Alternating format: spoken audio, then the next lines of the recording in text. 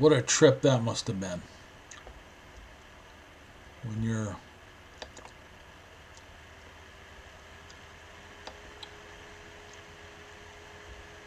like 10 or 12 years of age. That's insane.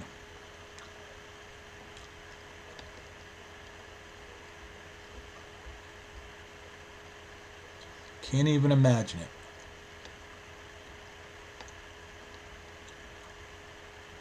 I'm trying to get a transcribed passenger list to find out what that mysterious name is.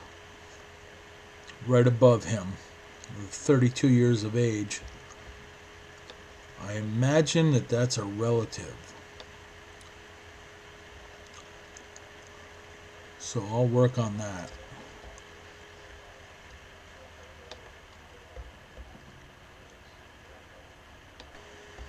Here is a picture of that ship, the Circassia.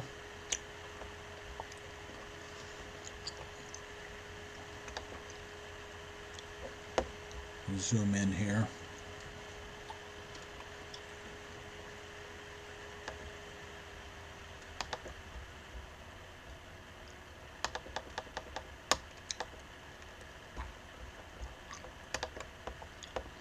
That's what it looks like. It's got sails on it and everything. That's pretty intense. Well,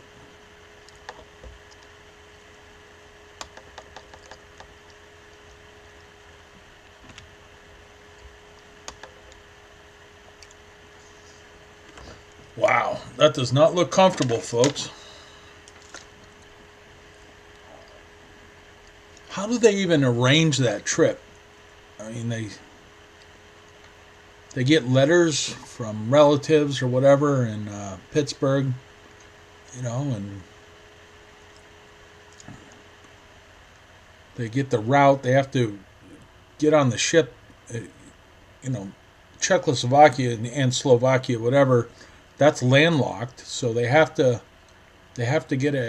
take a trip to a port, and in this case, they made their way over to England, Scotland specifically, or Ireland, one of the two, because I guess the two departure places were Scotland and Ireland, and so how does the logistics go down for something like that? You get a letter, send over relatives. We have jobs in the mines or whatever. You send a letter back. I'm sending over Mike Mickle, my son or my grandson or my nephew, whatever, and he's going to arrive on such a date in New York. And you send that kid on that boat. You arrive in a whole new world. I'm certain he didn't speak the language. He didn't speak English. Wow.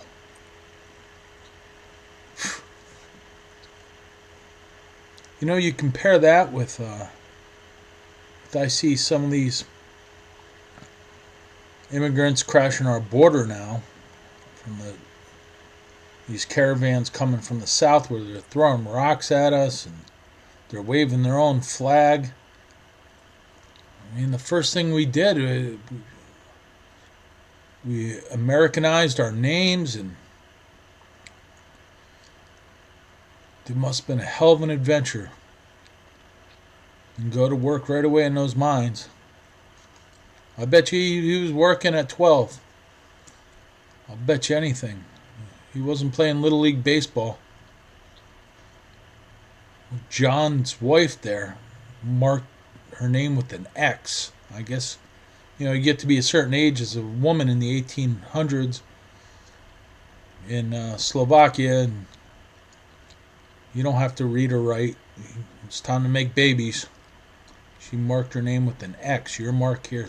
Man, that is amazing. That's just a couple generations ago. Wow, look at that ship. All right, so now I'll get on with the what I've shown you. I'll show you what I've researched thus far for the other side in Slovakia. It's very sparse, but I'm plugging away at it. I'm persistent. Let me switch over to that stuff, and I'll get right back to you. All right, we have another update here. Mike Michael, whatever, Mike Michael has yet another name. This is connected from another user researching her family tree, which intersects with ours. My dog's growling. Hold on. Lucas, chill out. Shh. All right. We have Mary Michael, which is the spouse of Mike Michael. Her maiden name, I guess, was Abbott, supposedly, which sounds very English. That doesn't sound Slovak at all, but we don't know. You got to take everything with a grain of salt with this stuff. Mary Abbott Michael. She was born about 1875 in, well, the go-to Austria, Austro-Hungarian, right? Now this is the new name, Gelbrawl Mike Michael. What the hell? Gelbrawl. Huh. So we add that to the mix. That could come in useful searching on the Slovak side. What the hell's a Gelbrawl? Gelbrawl Mike Michael. Okay. Anna, Bertha, and John, and Sophia. So, now was that Bertha? Is that Aunt Bertha? I don't know. A lot of Berthas. And Esther Michael. That's Grandma. So Bertha Michael. I bet you that was. I bet you that's Aunt Bertha. She was old when I was a little kid.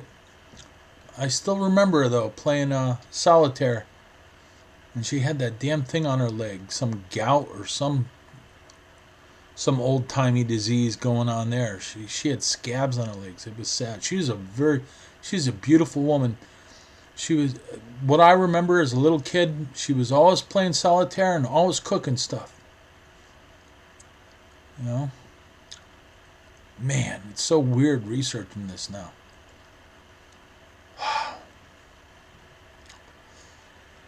So, okay, well, let's finally get to the other side of the Slovakian stuff. I'll show you. But stuff keeps popping up and I keep adding to it. What is this Sophia J. Michael Nicholas?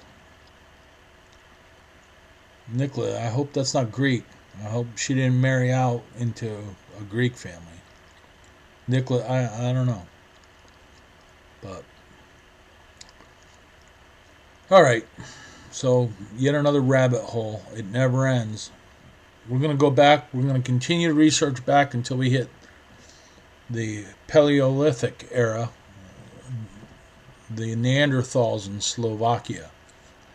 But this is where we're at right now. Just crossing over the manifests of the ships coming from the old world to the new. Gelbrawl, Michael. Of course it's another name. Of course. So I'll add that to the file. Alright. Be back to you in a second. Alright. The posting at the Slavic Pride site said that the Kaminska name is a feminized version of Kaminsky, which is Polish, and that version of the name is in Slovakia is most commonly associated with the Spiš area. And to look up the Spiš area, and according to Wikipedia, the Spiš region is a region in northeastern Slovakia with a small area in southeastern Poland, 14 villages. Spiš is an informal designation of the territory, but it is also the name of 21 official tourism regions of Slovakia. The region is not an administrative division of its own right, but between the 11th century and 1918, it was an administrative county of the Kingdom of Hungary. All right, now we have, that was part of the border conflict between Poland and Slovakia.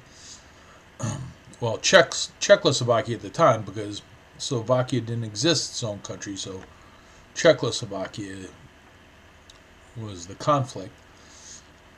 Began in 1918 between the Second Polish Republic and First Czechoslovak Republic, both freshly created states. The conflicts centered on the disputed area of Scythian Cilicia, Orava territory, and Spiš.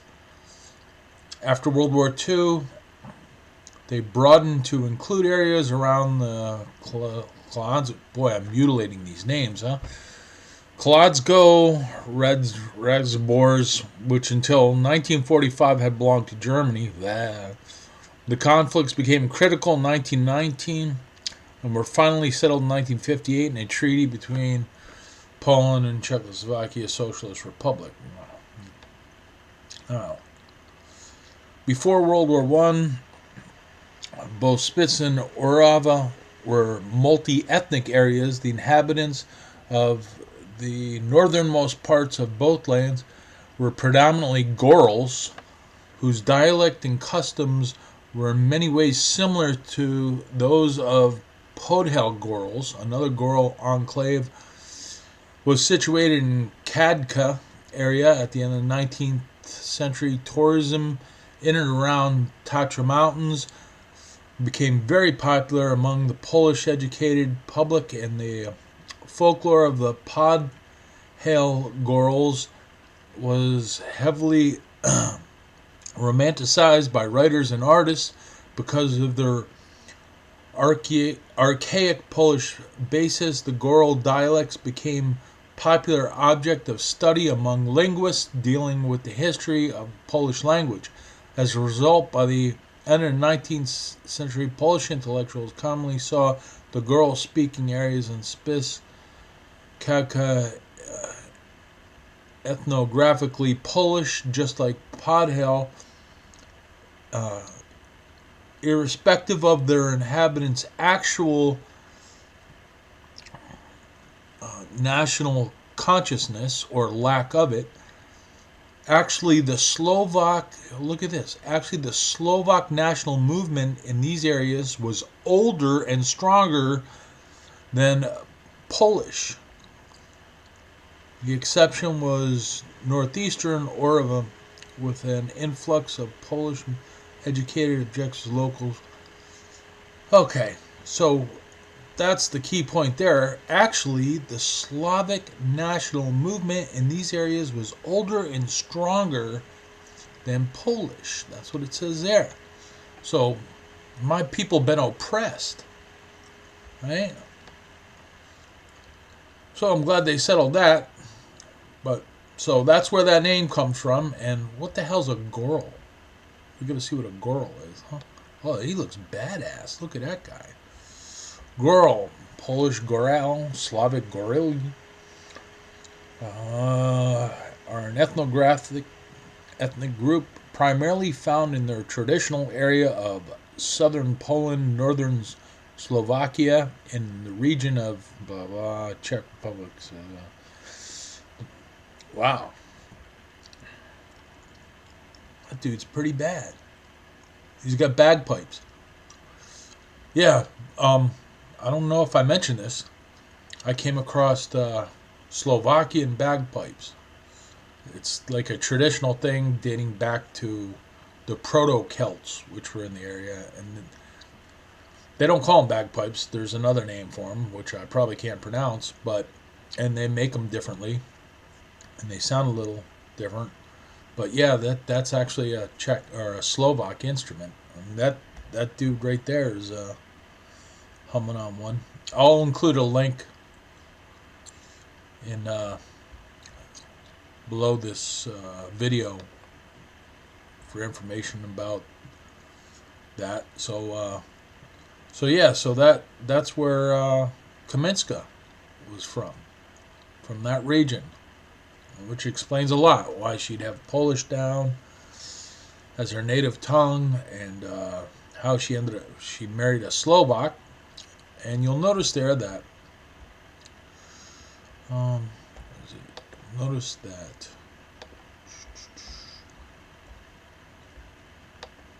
where is that? Right here. There's the disputed region right there. Right? That is that little nub disputed region. There's Poland. Here's Slovakia. Now, Czechoslovakia way over there, right? Germany's even further to the left. Austria down here. This has nothing to do with Czechoslovakia. This is all Slovakia, right? Not Czech. Czech over here. There's the Polish disputed region. Here's Slovakia, and so her husband's probably from that region too. Yep. So that's cool. That resolved that to a certain degree. This is the last 100 years of Slovakian history in a couple minutes. This shows how convoluted the struggle is between Czechoslovakia and Slovakia and the surrounding areas.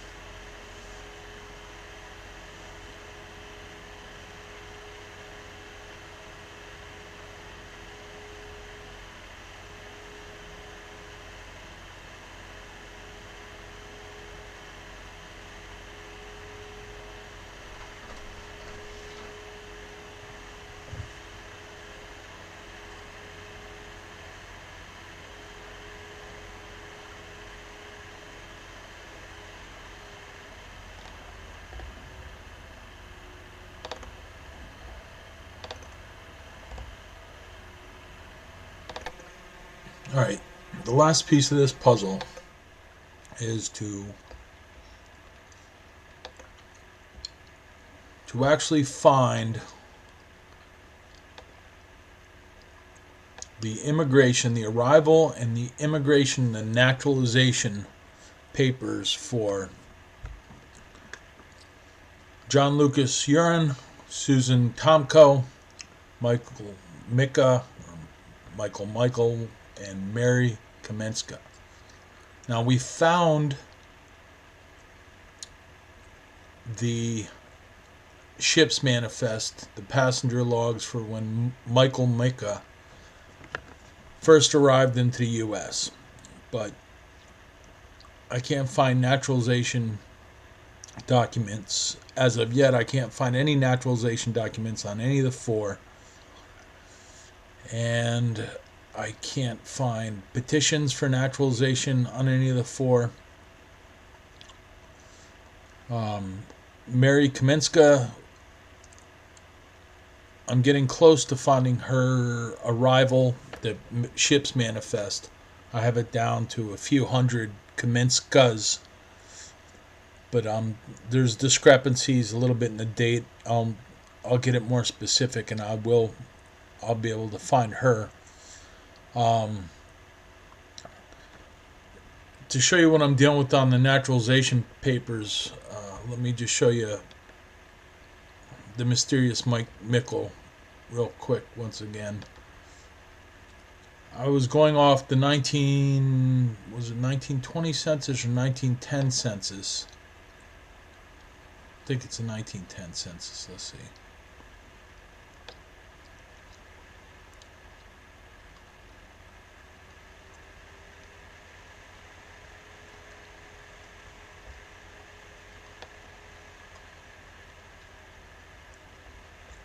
No, 1920 census. Let's see.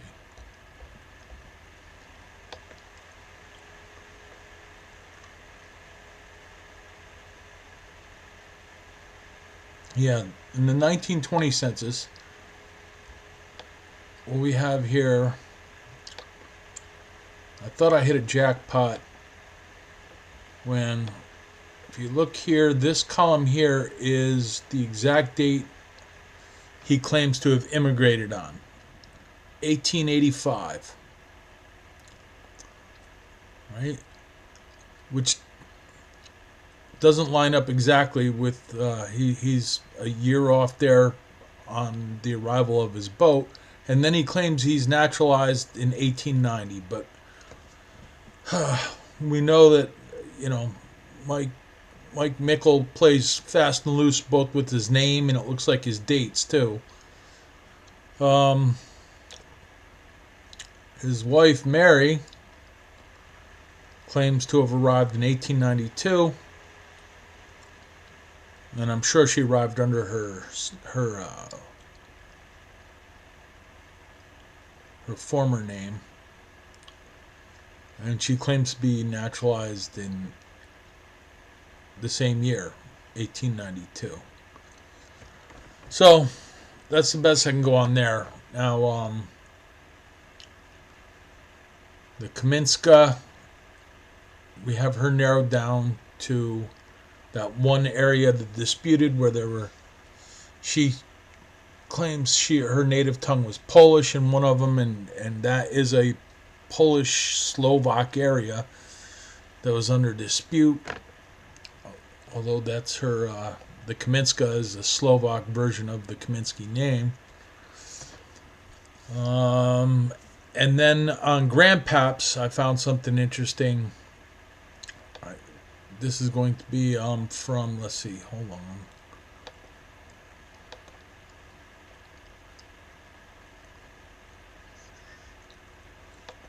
This is from the Slovak Pride site where they track. I looked up the surnames and they track the prevalence before the year 1900. So a lot of these surnames originate from specific areas. Now, like Tomko's a mess because you'll notice that under Tomco, we have all these different regions. It really doesn't help us much.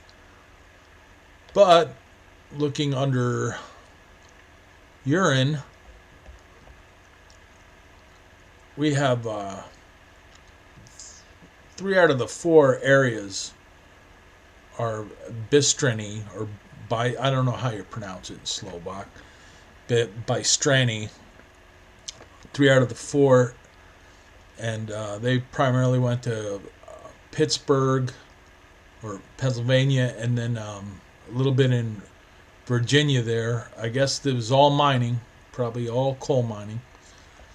And then there's one in Zemplin, the Zemplin area, and that is right next to Spiss. So you'll notice that this area is really close to Kamanska's area.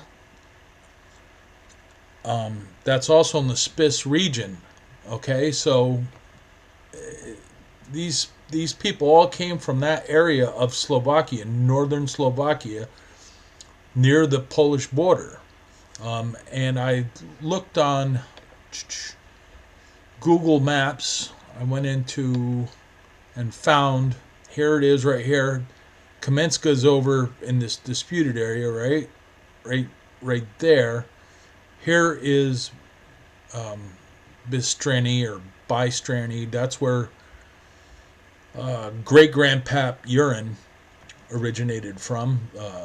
Lucas, John Lucas Urine, our great grandfather, most likely originated from, and it stands to reason considering how close it is to the other side there, the Kamanska. Right? So as I zoom in on this, we'll actually go and take a look at the town, and it's a small town. It's not even a city, really. There is the small town, and 3 out of the 4 mentions were from here. We'll get down in here into street view.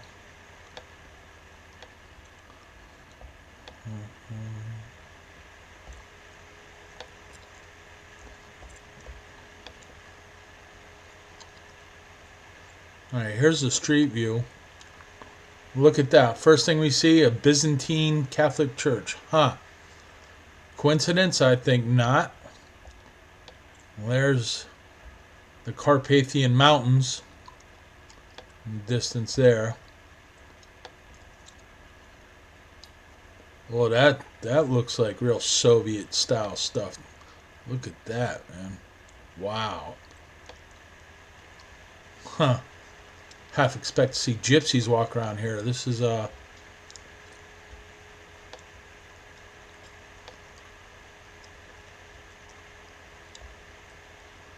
so this is it. I wonder if great grandpa probably if he was alive and looked around here, he'd probably recognize that. That church was there when he was there, I'm sure. No vehicles were there, obviously, back in, what, 1860. But there were probably same streets, but mud, dirt. Houses probably haven't changed a whole hell of a lot. God, this place is...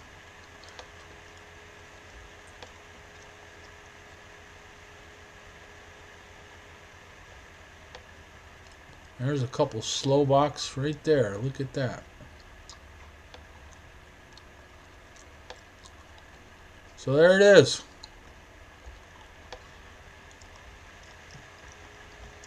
There's the village of our great grandfather.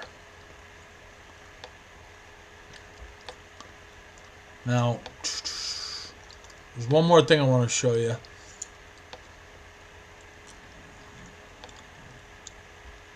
Where's those mountains? Those mountains in the distance are the Carpathian Mountains.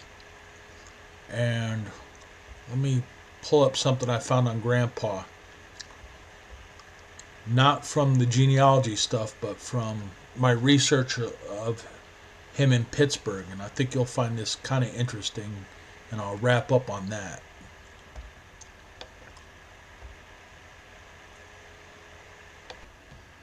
All right. Doing a search for Michael W. Huron Esquire in Google Images, it pulls up hundreds and hundreds and hundreds of Pittsburgh Press articles, and these are almost all of them, as far as I can tell.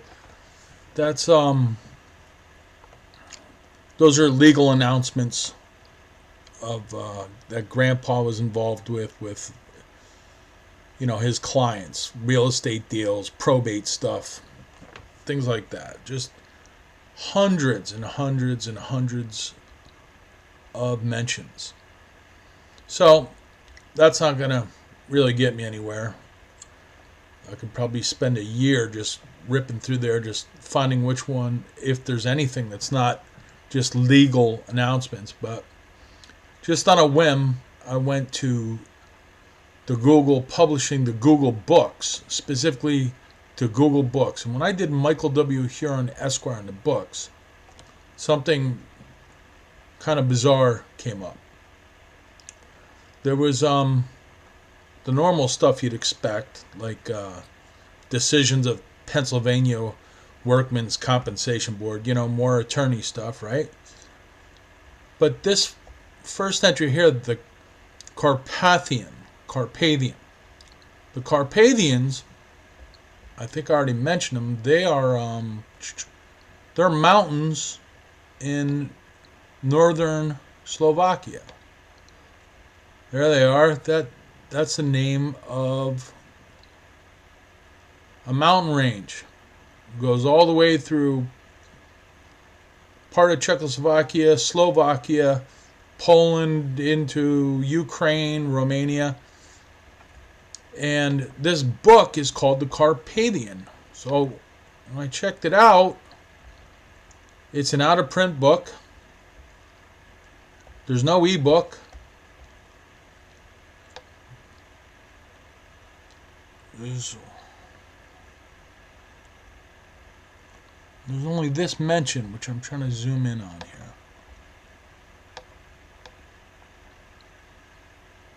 It's just amongst a list of names, but this is in the book. So I don't know what that deal is.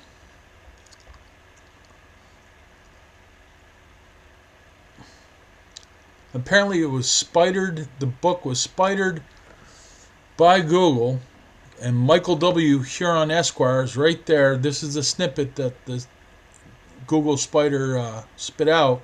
Michael W. Huron Esquire fully expressed the effect the inspiring sessions had upon all those who attended them. This is 1941, and I can't get it's not on Amazon in 8 books, obviously.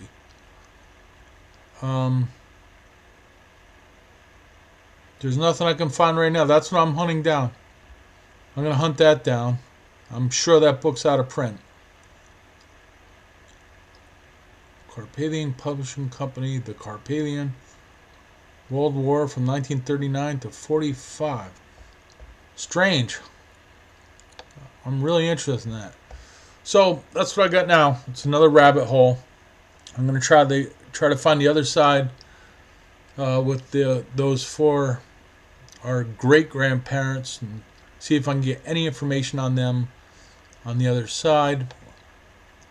I have the surnames and their locations in Slovakia. And what else I have here?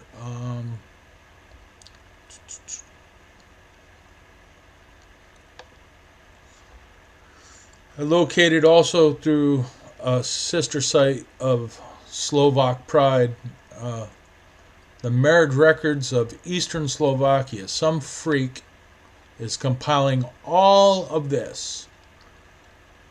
I just started on this.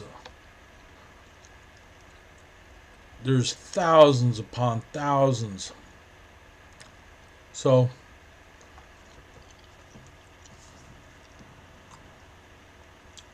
from 1865 to 1895.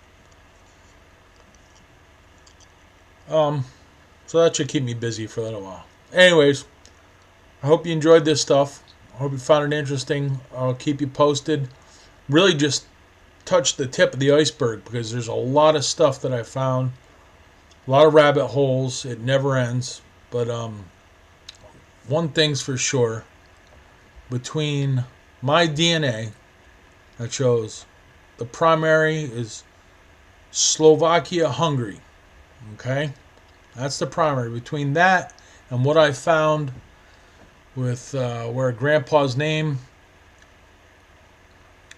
our great-grandfather's name, John Urine, resolves to that one town, and Kamanska is not too far away from that town in that disputed region in Slovakia. I think with this information, I think it's irrefutable that we're not French, we're not even German, we're not even Czech, really. We're Slovakians. Slovakian / Hungary. But that's from the Magyars, continuously going back and forth wars between the two of us. So I think this is pretty much established. That's case closed. And let me know what you think. I'll keep you posted. If you could give me that address on Grandpa's house, that final larger house there with the white columns, I'd like to do a Google Street View of that. See if that's still standing. It was a beautiful house. I'm sure it is. I can't imagine that being demoed, but you never know. I mean, it's been a long, long time, but I'd be interested. Anyways, I'll wrap this up, and I'll leave you with a little song called the Slovakian National Anthem. I love you guys all. I miss you a lot. I hope to be up this summer, so I'll give you a call soon. Have a good one.